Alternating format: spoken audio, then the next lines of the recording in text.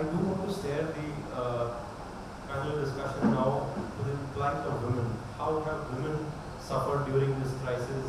I did visit with some of the enumerators, I did visit with some of the settlements where, there were various things. I would let the panelists speak about that, especially we have two community representatives who, Radhani and Selina Americana. You can share what has happened to the plight of women. How are women now, have they taken on the burden of earning and working? How have things changed for them? But before I come to you, I want to go to Ms. Nandini from ActionAid on asking her to share her views on what is happening, what are you observing across Karnataka, especially with a focus on the situation for women. What has that drastically changed in your work that you meet and see people?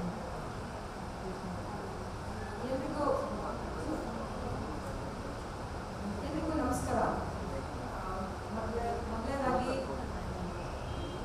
ಒಟ್ಟಾರೆ ಈ ಅಧ್ಯಯನದಲ್ಲಿ ಭಾಗವಹಿಸಿದ ಎಲ್ಲ ಸಂಘಟನೆಗಳು ಮತ್ತು ಅಧ್ಯಯನವನ್ನು ಕೈಗೊಂಡಂಥ Azim Premji foundation ಅವರು ಅಭಿನಂದನೆ ತಿಳಿಸೋಕ್ಕೆ ಇಷ್ಟಪಡ್ತೀನಿ.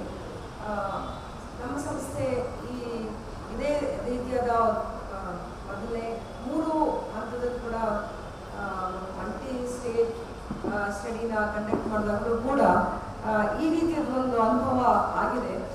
ಮುಖ್ಯವಾಗಿ ನಾನಿವತ್ತು ಇವತ್ತು ಏನಾಯಿತು ಪ್ಯಾಂಡಮಿಕಲ್ಲಿ, ಅವಾಗಲೇ ಮಲ್ಲಿಗೆ ರೆಫರ್ ಮಾಡಿದ್ರು. ಇದು ಬರೀ ಪ್ಯಾಂಡಮಿಕ್ಕಿಂದ ಆದಂಥ ಒಂದು ಬಿಕ್ಕಟ್ಟು ಖಂಡಿತ ಅಲ್ವೇ ಅಲ್ಲ. ಬಹುಶಃ ನಾವು ಏನಾಯಿತು ಅಂದರೆ ಈಗಾಗಲೇ ಬರೆ ಅಂದರೆ ಗಾಯ ಇತ್ತು, ಆ ಗಾಯದ ಮೇಲೆ ಬರೆ ಎಳೆದಂಗೆ ಆಗಿದೆ. ಯಾಕೆ ಈ ಮಾತನ್ನು ಹೇಳ್ತೀನಿ ಅಂದರೆ, ಇವತ್ತು ಯಾರು ಈ ಬಿಕ್ಕಟ್ಟಿನಿಂದ ಯಾರು ತುಂಬ ಕಷ್ಟಪಡ್ತಿದ್ದಾರೆ ಅಂತ ಹೇಳೋದಾದರೆ, ಯಾರು ನಮ್ಮ ದೇಶದಲ್ಲಿ ಸೇವೆಯನ್ನು ಇವ್ರು ಮಾಡಿದ ಸೇವೆಯನ್ನು ಬಳಸ್ಕೊಂಡು ಅವರನ್ನ ಲೆಕ್ಕಕ್ಕೆ ತೆಗೆದುಕೊಳ್ಳುವಂಥ ಸಮುದಾಯಗಳು, ಅವರಿಲ್ಲದೆ ಬದುಕಿಲ್ಲ. ನಗರ ಆಗಲಿ ಅದು ಹಳ್ಳಿ ಆಗಲಿ, ಈ ಸಮುದಾಯಗಳಿಲ್ಲದೆ ಯಾರಿಗೂ ಬದುಕಿಲ್ಲ. ಆದರೆ ಸರ್ಕಾರ ಆಗಲಿ ಸಮಾಜ ಆಗಲಿ ಅವ್ರನ್ನ ಪರಿಗಣಿಸಿಲ್ಲ, ಅವರ ಲೆಕ್ಕಕ್ಕೆ ತಗೊಂಡಿಲ್ಲ. ಅಂದರೆ ಅಗೋಚರ ಮಾಡಿದ್ದೇವೆ. We have invisibilised these communities with whom we have taken the services. ಅದು ನಾನು ಮೊದಲನೇದಾಗಿ, ಯಾಕಂದರೆ ನನಗೆ ನಮ್ಮ ನಗರವನ್ನು ಸ್ವಚ್ಛ ಮಾಡುವ ಕಾರ್ಮಿಕರಿರಲಿ ಅಥವಾ ಮನೆ ಕೆಲಸ ಮಾಡುವ ಮನೆ ಕೆಲಸಗಾರರಿರಲಿ, ನಮಗೆ ಊಟ ವ್ಯವಸ್ಥೆಯನ್ನು ಮಾಡುವ ರೈತ ಕಾರ್ಮಿಕರಿರಲಿ, ಅಥವಾ ನಮ್ಮನ್ನು ನೀವು ಹೇಳ್ತಾ ಹೋದರೆ ಉದ್ದಕ್ಕೂ ಹೇಳ್ಬೋದು ತರಕಾರಿ ಮಾರುವಂಥವರಿರಲಿ, ಪ್ರತಿಯೊಬ್ಬರು ಕೂಡ ನಮ್ಮ ಸೇವೆ ಮಾಡಿದ್ದಾರೆ ಪ್ರತಿನಿತ್ಯ. ಆದರೆ ಅವ್ರನ್ನ ಮಾತ್ರ ನಾವು ಲೆಕ್ಕಕ್ಕೆ ತಗೊಂಡಿದ್ದಾರೆ. ಆ ಲೆಕ್ಕಕ್ಕೆ ತಗೊಳ್ಳದೇ ಇರೋ ಜನ ಇವತ್ತು ಬಹಳಷ್ಟು ಸಂಕಷ್ಟದಲ್ಲಿ ಇದ್ದಾರೆ. ಅದು ಮೊದಲನೇ ಪಾಯಿಂಟ್ ನಾನು ಹೇಳಕ್ಕೆ ಇಷ್ಟಪಡ್ತೀನಿ. ಎರಡನೇದು, ಮಹಿಳೆಯರು ಸಾಕಷ್ಟು ಬರೀ ಆರ್ಥಿಕವಾಗಿ ಮಾತ್ರ ಅಲ್ಲ, ಇವತ್ತು ಅವರು ಮಾಡ್ತಾ ಇದ್ದಂಥ ಕೆಲಸನ ಕಂಡುಕೊಂಡಿರೋ ಜೊತೆಗೆ ಅವ್ರ ದುಡಿಮೆ ಅರ್ಧ ಭಾಗ ಆಗಿರೋ ಜೊತೆಲೆ ಮನೆಯಲ್ಲಿ ಸಾಕಷ್ಟು ವೈಲೆನ್ಸನ್ನು ಅನುಭವಿಸ್ತಾರೆ. ಹೆಚ್ಚಿನ ರೀತಿಯಾದ ಕೌಟುಂಬಿಕ ದೌರ್ಜನ್ಯದ ಘಟನೆಗಳು ಸಂಭವಿಸ್ತವೆ. ಎಲ್ಲಿವರೆಗೂ ಮೊನ್ನೆ ನಮ್ಮ ವಾಲಂಟಿಯರ್ಸ್ ಹಂಚ್ಕೋತಾ ಇದ್ರು, 16 ವರ್ಷದ ಮಗ ನನಗೆ ಗಾಂಜಾ ಕುಡಿಯೋಕ್ಕೆ ಹಣ ಕೊಡೋಲ್ಲ ಅಂತ ಅಮ್ಮನ ದಿನ ಬಂದು ಟಾರ್ಚರ್ ಮಾಡ್ತಾರೆ. ಎಲ್ಲಿವರೆಗೂ ನಮ್ಗೆ ಇದು ಯಾವುದೂ ಹೊಸದಲ್ಲ. ಯಾಕಂದರೆ ನಾವು ಕಟ್ಟಿರೋ ಸಮಾಜನೇ ಆ ಥರ ಸಮಾಜ ಆಗಿರೋದ್ರಿಂದ, ಲಿಂಗ ತಾರತಮ್ಯದ ಸಮಾಜ ಕಟ್ಟಿರೋದ್ರಿಂದ ಆ ರೀತಿಯಾದ ಪರಿಸ್ಥಿತಿ ಆದರೆ ಅದು ಉಳ್ಗೊಳ್ಳಗೊಂಡಿದೆ ಅನ್ನೋದು ಮಾತ್ರ ಸತ್ಯವಾದ. ಮೂರನೇದು, ನಮ್ಮ ಈ ಸಮುದಾಯದ, ನಾನು ಆವಾಗಲೇ ಹೇಳಿದಾಗೆ, ಈ ಸಮುದಾಯಕ್ಕೆ ಯಾವ ರೀತಿಯಾದ ನಾವು ಬಿಕ್ಕಟ್ಟನ್ನು ಎದುರಿಸೋಕ್ಕೆ ಏನು ಸವಲತ್ತುಗಳನ್ನು ಕೊಟ್ವಿ ಅನ್ನೋದು ತುಂಬ ದೊಡ್ಡ ಪ್ರಶ್ನೆ. ಈಗ ಈ ಸರ್ವೆ ಕೂಡ ಹೇಳಿದೆ 50% ಅಷ್ಟು ಜನ ಹೆಚ್ಚುವರಿ ಆಹಾರ ಧಾನ್ಯ ಅಂತ. ಆಹಾರ ಧಾನ್ಯ ಏನು ಅಂತ ನಾನು ಕೇಳಬೇಕು. ಯಾಕಂದರೆ ಕೇವಲ ಅಕ್ಕಿ ಮಾತ್ರ ಕೊಟ್ಟು ಯಾವ ಸಮಾಜದಲ್ಲಿ ನಾವು ಇದ್ದೀವಿ ಅನ್ನೋದು ನಿಜವಾದ ಮೂಲಭೂತವಾದ ಪ್ರಶ್ನೆ. ಯಾಕಂತ ಹೇಳಿದ್ರೆ, ಅವರ ದುಡಿತಾ ಇದ್ದ ಕೈಗಳನ್ನು ಬಂದ್ ಮಾಡಿದ್ವಿ, ಲಾಕ್ಡೌನ್ ಮಾಡಿದ್ವಿ, ಅವ್ರ ದುಡಿಯೋಕ್ಕೆ ಅವಕಾಶವನ್ನು ವ್ಯವಸ್ಥೆ ಕಿತ್ಕೊಂಡಿದೆ. ಅದಾದ್ಮೇಲೆ ಬರೀ ಅಕ್ಕಿ ಕೊಟ್ಬಿಟ್ಟು ಬದುಕೋದ್ರೆ ಸಾಧ್ಯನಾ? ಅನ್ನ ತಿನ್ಕೊಂಡು ಬದುಕಕ್ಕಾಗುತ್ತಾ? ಅಂದರೆ ಏನು ನೋವಾಗೋದು ಅಂದರೆ, ಒಂದು ಸಮಾಜದಲ್ಲಿ ಈ ಸಮುದಾಯಗಳನ್ನ ಏನಂತ ಅನ್ಕೊಂಡ್ಬಿಟ್ಟಿದ್ವಿ ನಾವು. ಏನೋ ಒಂದು ಕೊಟ್ಬಿಟ್ಟು ಬದುಕಿಸ್ಕೊಳ್ಬೋದಾ? ನಮ್ಮ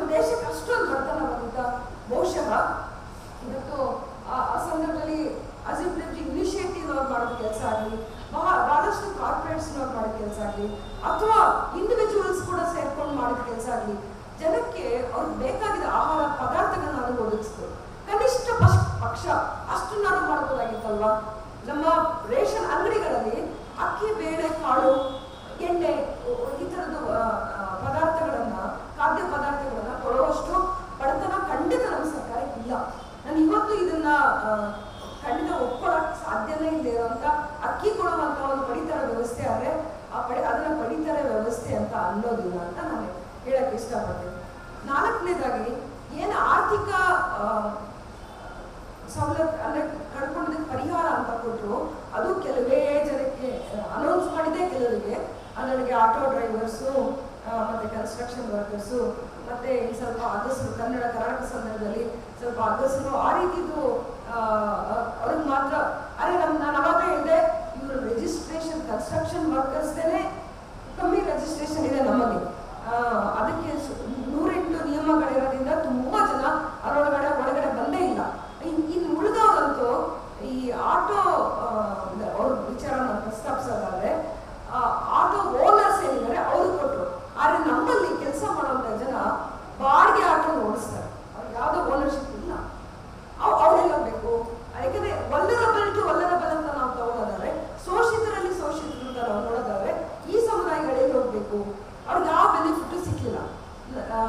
ನಾನು ಕಟ್ಟಕಡೆಯ ಜನರ ಪರವಾಗಿನೇ ನಾನು ಮಾತಾಡಕ್ಕೆ, ಅಂದ್ರೆ ಅವರ ಪ್ರತಿನಿಧಿಯಾಗಿ ನಾನು ಮಾತಾಡಕ್ಕೆ ಇಷ್ಟಪಡ್ತಿದ್ದೀನಿ ಈ ವಿಷಯಗಳನ್ನ. ಅವ್ರಿಗೆ ಯಾವ ಬೆನಿಫಿಟ್ ಸಿಕ್ಕಿಲ್ಲ. ಎರಡನೇದು, ಅನೌನ್ಸ್ ಮಾಡಿದ ಬೆನಿಫಿಟ್ ಕೂಡ ಇವತ್ತು 500 ರೂಪಾಯಿ, ಅಂದ್ರೆ ಜನರಲ್ ಅಕೌಂಟ್ 500 ರೂಪಾಯಿ ಪೆನ್ಷನ್ ನಾವು ಎಕ್ಸ್ಟ್ರಾ 3 ತಿಂಗಳು ಕೊಡ್ತೀವಿ ಅನ್ನೋ ರೀತಿಯಲ್ಲಿ ಇರೋ ಪೆನ್ಷನ್ನೇ ಬಹಳ ಇವತ್ತಿನ ಸಂದರ್ಭದಲ್ಲಿ ನೋಡಿದ್ರೆ ಇನ್ನೂ 1,000 ರೂಪಾಯಿ ಒಳಗಡೆ ಇದೆ ನಮ್ಮ ಪೆನ್ಷನ್ ಸ್ಕೀಮ್ಸ್. ಇದು ಆಮೂಲಾಗ್ರವಾಗಿ ಥಿಂಕ್ ಮಾಡುವ, ಆಮೂಲಾಗ್ರವಾಗಿ ಬದಲಾಯಿಸುವ ಕಾಲಘಟ್ಟದಲ್ಲಿ ನಾವು ಇಲ್ವಾ ಅಂತ ನನ್ನ ಪ್ರಶ್ನೆ. ಬಡ ಜನರಿಗೆ ಕೊಡುವಂತ ಸೇವೆಯಲ್ಲಿ ಯಾಕಿಷ್ಟು ಜಿಗ್ಗತನ, ಯಾಕಿಷ್ಟು ಕಂಜೂಸ್ ನಾವು ಅನ್ನೋದು ನಾನು ಬೇಕಾಗಿದೆ. ಈ ಮೂಲಕ ಪ್ರಶ್ನೆ ಎತ್ತಕ್ಕೆ ಪ್ರಯತ್ನ ಪಡ್ತೀನಿ. ಹಾಗಾಗಿ ಇವಾಗಲೂ ಕೂಡ ಇದು ನಮ್ಮ ರೆಕಮೆಂಡೇಶನ್ಸ್ ಆಗಿ ಏನು ಆಗಿದೆ, ಎಂಪ್ಲಾಯ್ಮೆಂಟ್ ಗ್ಯಾರಂಟಿ ಸ್ಕೀಮ್ ಅಂತ ಏನು ಮಾತಾಡ್ತೀವಿ, ನಿಜವಾಗ್ಲೂ ಮನ್ರೇಗಾ ಥರ ಖಂಡಿತವಾಗ್ಲೂ ಮಾಡಬೇಕು. ಇದು ನಮ್ಮ ಅರ್ಬನ್ ಸಂದರ್ಭದಲ್ಲಿ ಈಗಿದ್ ಮಾತ್ರ ಅಲ್ಲ, ಹಿಂದಿನ ಲೆಕ್ಕ ಮಾಡಿಸೋದು. ಎರಡನೇದಾಗಿ ಯಾರು ಇನ್ವಿಸಿಬಲೈಸ್ ವರ್ಕರ್ಸ್ ಇದ್ದಾರೆ, ಅಗೋಚರವಾದಂಥ ಸಮುದಾಯಗಳು ಏನಿದೆ, ಕೆಲಸ ಮಾಡಿ ಕಾಂಟ್ರಿಬ್ಯೂಟ್ ಮಾಡ್ತಾ ಇರುವ, ಸಮಾಜವನ್ನ ಕಟ್ಟಿರುವ ಸಮುದಾಯಗಳ ಕೊಡುಗೆ ಏನಿದೆ ಅದನ್ನ ಲೆಕ್ಕಕ್ಕೆ ತಗೊಳ್ಳುವಂತ ಒಂದು ಅಂತ ಯೋಚನೆ ಮಾಡಲೇಬೇಕು ಸರ್ಕಾರ. ಎರಡನೇದು ಅದು. ಮೂರನೇದಾಗಿ ಇವತ್ತು ಕೂಡ ಕ್ಯಾಶ್ ಟ್ರಾನ್ಸ್ಫರ್ ಅಂತ ಏನು ನಾವು ಮಾತಾಡಿದೀವಿ, ಪರಿಹಾರ ಕೊಡಬೇಕಾದ ಸುಮಾರು ಸಮುದಾಯಗಳಿವೆ, ನಷ್ಟ ಅನ್ವಯಿಸಿದ್ದಾರೆ. ಇವರು ಏನು ಸಾಲದ ಪ್ರಶ್ನೆ ಎತ್ತಿದ್ರ, ಆ ಸಾಲ ತಗೊಂಡಿರೋದು ಕೇಳಿದ್ರೆ ಶಾಕ್ ಆಗುತ್ತೆ. 10% ಬಡ್ಡಿಗೆ ನಾವು ಈ ಮಧ್ಯಮ ವರ್ಗದವರು ಬ್ಯಾಂಕಲ್ಲಿ ಏನು ಸಾಲ ತಗೋತೀವಿ, ಎಲೀಟ್ ಸಮುದಾಯಗಳು ಮಧ್ಯಮ ವರ್ಗದವರು ವರ್ಷಕ್ಕೆ 10% 11% ಕೊಡ್ತಿದ್ವಿ. ಆದರೆ ಇವರು ದಿನದಲ್ಲಿ ಅದನ್ನು ಆ ಮೀಟರ್ ಬಡ್ಡಿ ಅಂತ ಹೇಳ್ತಾರೆ. ದಿನಕ್ಕೆ ನೀವು 1,000 ರೂಪಾಯಿ ತಗೊಂಡ್ರೆ 100 ರೂಪಾಯಿ ಕೊಡಬೇಕು. ಆ ರೀತಿಯಾದ ಸಾಲದ ಶೂಲದಲ್ಲಿ ಸಮುದಾಯಗಳು ಇವತ್ತು ಬಿದ್ದಿದೆ. ಹಾಗಾಗಿ ಅದನ್ನು ಪರಿಹಾರ ಮಾಡಬೇಕು ಅಂದ್ರೆ ನಿಜವಾಗ್ಲೂ ಸರ್ಕಾರಗಳು ಹೊಸ ರೀತಿಯಾದ ಹೊಸ ಥಿಂಕಿಂಗ್ ನ ಕೊಡಬೇಕಾಗತ್ತೆ. ಯಾರಿಗೆ ಇವರು ತಲುಪಿಸಿಲ್ಲ ಅದನ್ನ, ಯಾಕಂದ್ರೆ ನಾವು ಇನ್ನು ಕೋವಿಡ್ 3ನೇ ಅಲೆ ಮುಗಿಸ್ಕೊಂಡ್ ಬಂದಿದ್ದೀವಿ, ಬೇರೆ ಕಡೆ 4ನೇ ಅಲೆ ಆರಂಭ ಆಗಿದೆ. ಈಗ ಈ 2ನೇ 3ನೇ ಅಲೆಯಲ್ಲಿ ನಾವು ಲಾಕ್ಡೌನ್ ಅಂತ ಮಾಡಿಲ್ಲ, ಆದ್ರೆ ವಾರಾಂತ್ಯದ ಕರ್ಫ್ಯೂಗಳು ಜಾರಿ ಆಯಿತು. ಇದರಿಂದ ಎಷ್ಟರ ಮಟ್ಟಿಗೆ ವ್ಯಾಪಾರಗಳು ಕುಂದಿತ್ತು, ಅದನ್ನು ಬೀದಿ ವ್ಯಾಪಾರದಿಂದ ಹಿಡಿದು ಎಲ್ಲವೂ ಕೂಡ ಯಾರ್ದು ಕೂಡ ರೆಸ್ಟೋರೇಷನ್ ಆಫ್ ವರ್ಕ್ ಅಂತ ನಾವೇನು ಹೇಳ್ತಿದ್ವಿ. ನನಗನ್ಸಿತ್ತು ಇಲ್ಲಿ 11% ಏನು ಅನ್ಎಂಪ್ಲಾಯ್ಡ್ ಅಂತ ತೋರಿಸ್ತು, ಅದು ತುಂಬಾ ಅಂಡರ್ ಎಸ್ಟಿಮೇಟೆಡ್ ಅಂತ ತುಂಬಾ ಅನಿಸ್ತು ನನಗೆ. ಖಂಡಿತ ಇಲ್ಲ, 11% ಅಥವಾ ಮಹಿಳೆಯರ 16% ಅಂತ ಏನು ಹೇಳಿದೀವಿ ಅದು ತುಂಬಾನೇ ಕಡಿಮೆ ಆಯ್ತು ಅಂತ ಅನಿಸುತ್ತೆ. ನಮ್ಮ ಅನುಭವದಲ್ಲಿ ಅರ್ಧಕ್ಕಿಂತ ಹೆಚ್ಚು ಜನ ಇನ್ನೂ ಕೂಡ ಕಲಿಸಲಿಕ್ಕೆ ವಾಪಸ್ಸಾಗಿ ಆಗಿಲ್ಲ. ಅಂಡರ್ ಎಂಪ್ಲಾಯ್ಮೆಂಟ್ ಏನಿದೆ ಅದು ತುಂಬಾ ಮುಖ್ಯ. ಜನ ತಿಂಗಳಲ್ಲಿ ಒಂದು 20 ದಿವಸ ದುಡಿತಾ ಇರೋರು ಇವತ್ತು ಒಂದು 8 ದಿವಸ 10 ದಿವಸ ತನಕ ಮಾತ್ರ ದುಡಿತಾ ಇದ್ದಾರೆ. ಆಮೇಲೆ ಅವ್ರ ಕೂಲಿಗಳನ್ನ ತನ್ನಷ್ಟಕ್ಕೆ ತಾನೇ ಕಡಿಮೆ ಮಾಡ್ಬಿಟ್ಟಿದ್ದಾರೆ, ಇನ್ಕ್ಲೂಡಿಂಗ್ ಅಗರಬತ್ತಿ ರೋಲರ್ಸ್ ಏನಿದ್ದಾರೆ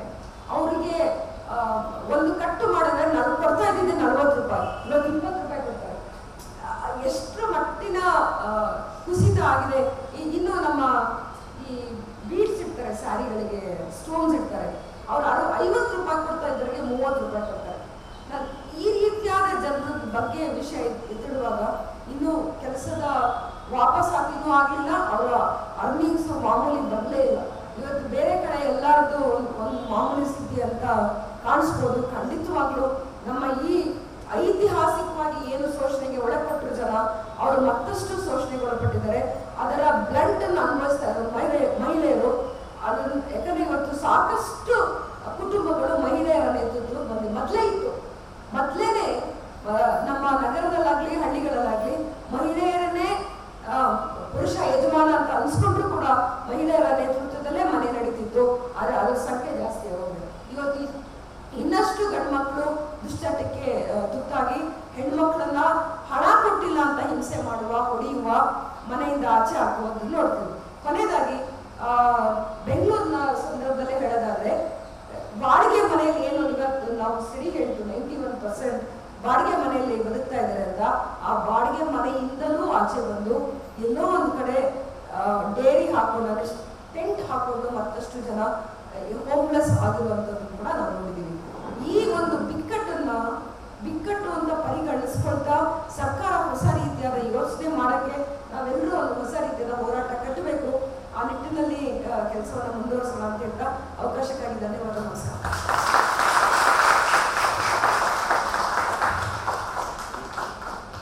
Thank you, Nandini. Thank you so much. When the survey was on, I went on a few field visits with some of the enumerators and team leads, and I thought I had seen it all. I had seen the passion, I had seen the energy, but clearly there was a lot more still left, and that's what I can see on the panel today. Thank you so much. Yeah, so I think many points that have been mentioned, giving an account of the seriousness of the problem much more than what the report probably brings out. Few highlights is how the women have suffered more due to domestic violence. So many of the youngsters have gotten into bad habits, consuming ganja, whatever, and that effect is on women, either the mother or the lady in the house. So a lot of such instances. Ration, she mentions only if rice is given, how can people survive? It's a minimum common sense. Unless dal and oil and other essentials are added, it is not even help that is being given. So the important question she poses is, has the government become so poor in even offering the minimum kind of support? That I think important question she raises. Many of the packages have not reached people. Most vulnerable people have been affected, and the important point she brings in is the people who serve the city, who keep up the city, who maintain the city, who run the city, they have been neglected. The most invisible people that have been neglected. And this important recommendation that we have made, employment guarantee, is most required. The 11% rate of unemployment that the report brings out, she says that is an underestimation. It is much more. More than 50% of the people are underemployed. They have either lost employment or there is a severe loss of earnings than what they were getting earlier. Housing, many of them, we show that about 91% live in rented tenements, but many of them live outside. They don't have any houses. They are actually homeless. So unless and until there is a pressure on the government, they bring out a systematic change in their policies towards these vulnerable. The civil society organizations, I think, they have a role. They need to fight. And actually, we have gone back about 2-3 decades in terms of how we are looking after the people. So lots of narrations she brought out to actually highlight the issues much more than what they reported. Thank you.